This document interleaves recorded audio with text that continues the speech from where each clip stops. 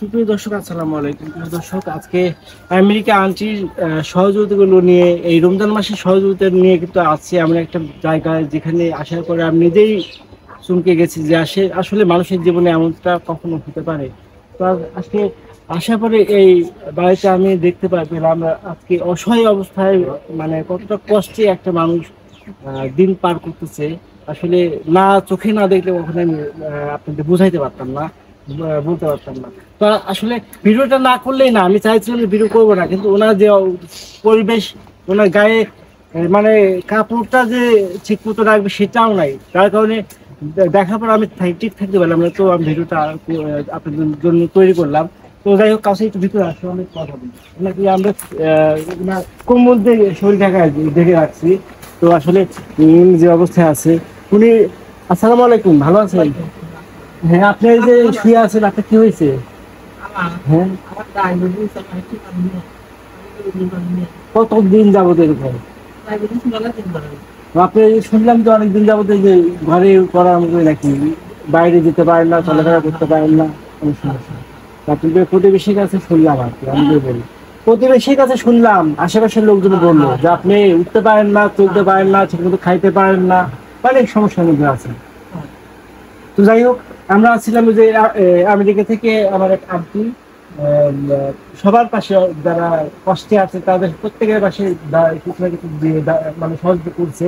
তো আমরা ইফতারি কিছু জিনিস নিয়ে আসছিলাম, যে এটা আমি যখন জানতে পারলাম আপনি অসুস্থ, তখন নিয়ে আসছি। তো যাই হোক, এটা বিপ্লব বিপ্লব নাই, না না তো যাই হোক, বিপ্লব হয়তো সাইডে আছে, তো আমরা দিই ভাই, ও তো এটা আপনি রেখে দিন। ইফতারের জন্য এই খেজুর খেজুর আছে, ছোলা আছে, চিনি আছে।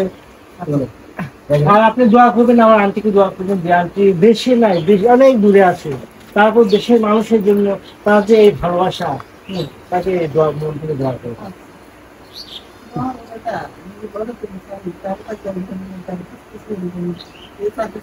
এখানে এই আসো, কথাগুলো নাও।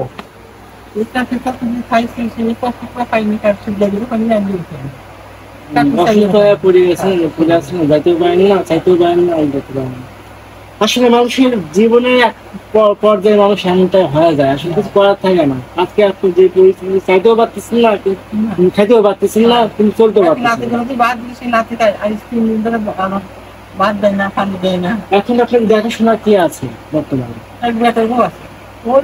আর ও ওখান থেকে এসে দেখতে চায় আমাদের কতটা কি অবস্থা। তাছাড়া আপনি মানে আর দেখার কেউ নাই, এই অনেক দূর থেকে এসে দেখতে রাত্রে রাত্রে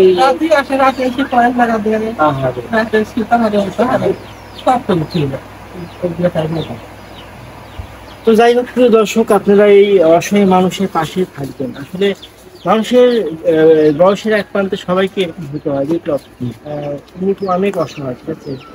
আসলে এটা ওনার হাতে আমরা উঠাই দিচ্ছি, হয়তো যখন পাইনি উঠাই দিয়ে গেছিল। যাই হোক, ওনার জন্য প্রবাসী যারা আছে, দেশে যারা আছে, তাদের কাছে কিছু বলো।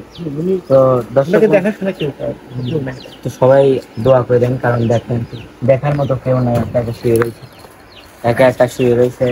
তো আল্লাহ যেন তাকে সবসময় ভালো রাখে, সুস্থ রাখে, এই আশাই করি। আর আপনিও দেখে শুনে থাকেন, ইনশাল্লাহ আপনার জন্য দোয়া রইল। আর আমাদের আমাদের দর্শক বন্ধুরা দেখলো, ইনশাল্লাহ যদি কোনো উপকার করে, আপনাকে নেক্সট টাইম আমরা এসে উপকার করবো। আচ্ছা, সবাই ভালো থাকবেন, ভালো থাকবেন। তো প্রিয় দর্শক, আজ এই পর্যন্ত। সবাই ভালো থাকবেন, সুস্থ থাকবেন, আল্লাহ হাফেজ।